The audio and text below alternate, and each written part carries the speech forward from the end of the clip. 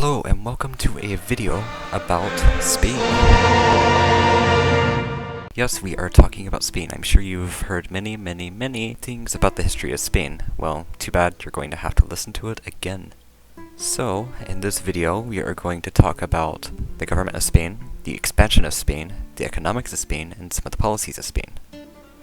But in order to understand all of this, we first need to talk about how Spain formed. And in order to understand that, we need to talk about Castile and Aragon. But before we talk about Castile and Aragon, we need to talk about the Reconquista. But in order to understand that, we need to understand Islamic expansion. But in order to understand Islamic expansion in regards to the Iberian Peninsula, we need to talk about the Visigoths. But in order to understand the Visigoths, we need to briefly touch upon the Germanic tribes during the period of the Roman Empire. So yeah, this is going to be a fun ride. So yeah, during the period of the Roman Empire, whenever it was expanding and everything, in central Germany there were many, or what would become modern Germany of course, there were many different tribes. And these were the Germanic tribes. And among these tribes were the Goths. There were many different types of Goths, such as the Visigoths and the Ostrogoths and everything. But we don't care about those, we only care about the Visigoths. And so by the time the Roman Empire was or the western half at least, was not doing too well, the Visigoths came down and settled in Iberia. It was here that they would establish a kingdom that would encompass, I'd say, the majority of the peninsula. Now that we have discussed the Visigoths, or at least gone into brief detail about them, we are going to talk about the rise of Islam. So, long ago, Muhammad had a revelation, and sooner or later, he was kicked out of Mecca, went to Medina, then went back and conquered a bunch of stuff, and then he died. Very sad. Then his successors, or the caliphs of course, went on to conquer an insane amount of territory. This was, by the time that the Iberian Peninsula was conquered, it was under the Umayyad Caliphate, not the Rashidun Caliphate. So anyways, in regards to the expansion, the Islamic Caliphate proceeded to expand into the Levant, Egypt, North Africa, the Maghreb, the Sassanids, and the Iberian Peninsula. They expanded and pushed the Christians to the very edge. There was a little area up in the north that was not conquered.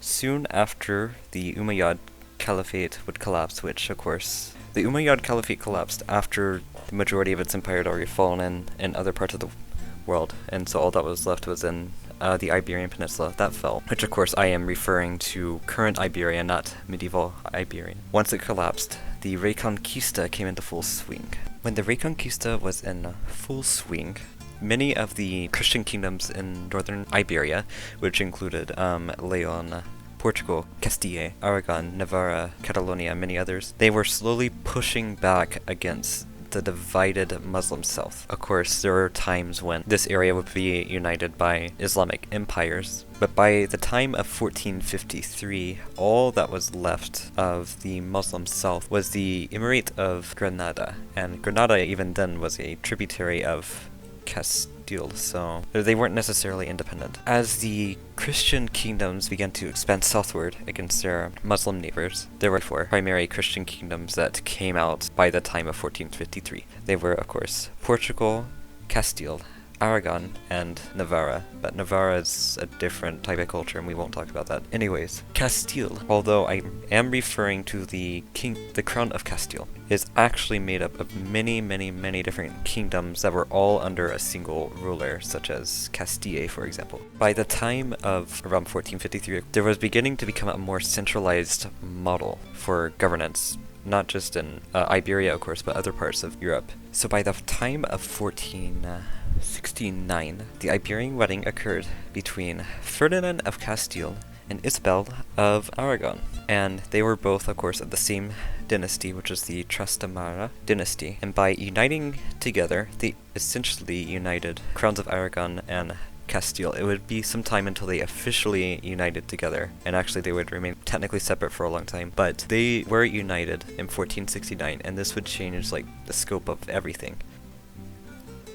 In regards to why they began to explore the New World, we need to take a look at both the Ottomans and the Mamluk Sultanate. So the Mamluk Sultanate is a sultanate in Egypt and Syria, And this state was ran by the Mamluks. Now, Mamluk is a Turkish word for slave. And yes, Mamluks were slave soldiers that rebelled against their overlords, took over their former empire, and essentially established another empire with slave soldiers. And the Mamluks were one of the primary targets for overseas trade from the Indian Ocean all the way up to Alexandria. And they often had very strict regulations upon their trade and only sold to the Venetians. And of course, these were at high prices. Then the Venetians would go, since they had a monopoly, and they would go over and sell these goods for even higher prices in Europe, and this did not make many of the empires there happy. Now, in regards to the Ottoman Empire, once it conquered Constantinople in 1453, I will always shed tears whenever I think of that, they also deeply regulated trade. So many of the nations in Europe, especially the Iberian ones, were cut off from much of the trade and were forced to pay like really high prices on them. And so they decided to just go around and find India, which of course pretty much everyone and at this time knew the Earth was round. They'd known the Earth was around for a long time. It was a myth that many people believed that the Earth was flat. Now the Portuguese, which I'm not going to be very detailed about this because we're not talking about the Portuguese, they originally went down Africa, and they planned to go all the way around Africa and find India, which of course they eventually did and established a trade empire there, and monopolized trade and fought with the Ottomans and all that fun stuff. As for Spain, they hired a famous Genoese man called Christopher Columbus. Fun guy. He thought the Earth was actually much smaller than it actually was, which of course he was incorrect, and so he decided to go west. And he was given the 3 ships, and of course we've already talked about the 3 ships over and over and over, so I'm not going to name that off.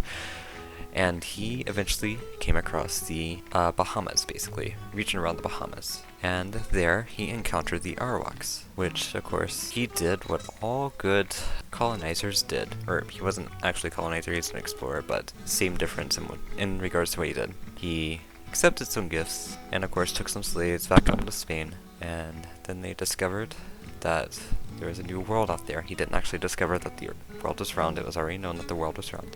Some more explorations were made, but nothing really too crazy happened until they came across the Aztec and the Incan empires. And that was a very, very fun encounter. The Aztec and the Incan empires were, well, pretty quickly conquered by the Spanish Empire through the actions of the conquistadors. And from the fall of both of these, Spain was provided with many, many riches, and this came, of course, in the form of primarily gold. Gold was very much present in the former territories of the Incan Empire and the Aztec Empire, and so that's when they got to mining it. Even more things that came from the Americas included potatoes, tomatoes, and corn, and this also assisted not only the Spanish economy, but Europe as a whole, especially potatoes. That definitely helped a lot. And also, in regards to the former territories of the Incan Empire, Spain also found a large deposits of silver. And of course, silver was a very important, it's technically a currency, but it's also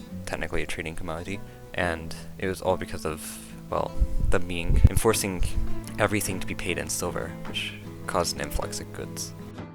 In the New World, a class system of sorts developed, and it consisted of many different groups, and it was primarily based on ethnicity and, of course, where you were born. So at the top of this hierarchy were the Spanish-born men, the Peninsulares. They were pretty much dominant. They were a very small portion of the population, but they had, like, the highest privileges. For example, they're the only ones that could serve as governors or generals and such. Under them are the Creoles, which are, of course, again, Spaniards, but they were born in the Americas. They were below the Peninsulares, so they couldn't hold many of the high government positions or high positions in the military, but they could still serve in the military and had many privileges as compared to the other classes. The next one down were the Mestizos, which of course a mix between Spanish and indigenous American ancestry. They often had like a very strong importance in the economy. Finally, there were the indigenous people, which served as the primary labor force for a long time. And, of course, over time many converted to Christianity, and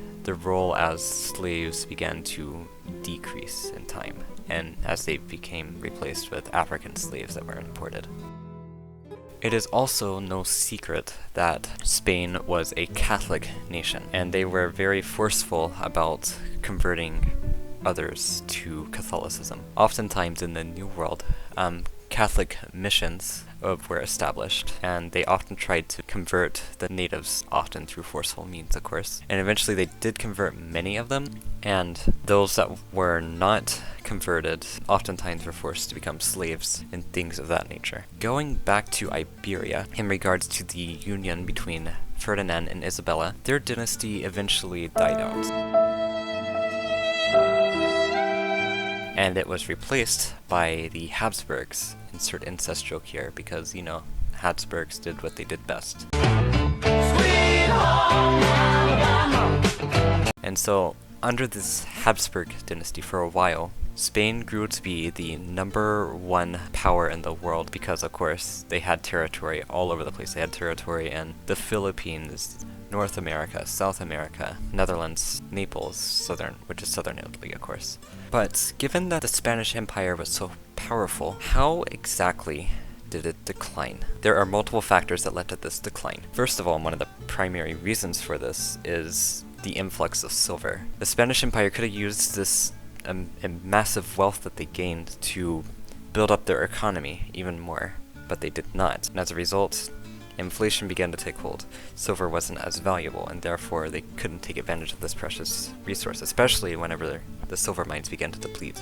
And of course, another thing that really weakened the Spanish Empire was also the 30 Years' War between Catholics and Protestants in Germany. Of course, there was that weird situation with France where they were Catholic but supporting the Protestants, yet also oppressing Protestants in France, but we won't talk about that. And of course, the 30 Years' War just wreaked havoc on the Habsburgs and greatly weakened their authority over the Holy Roman Empire. Of course, since Spain had Habsburg rulers, it would weaken them for the Habsburgs in Austria to be weakened. And finally, when the real decline of Spain began, when the Spanish Armada that was launching an invasion against the Kingdom of England was destroyed. They would never really fully recover from that. And that was how Spain eventually began to decline.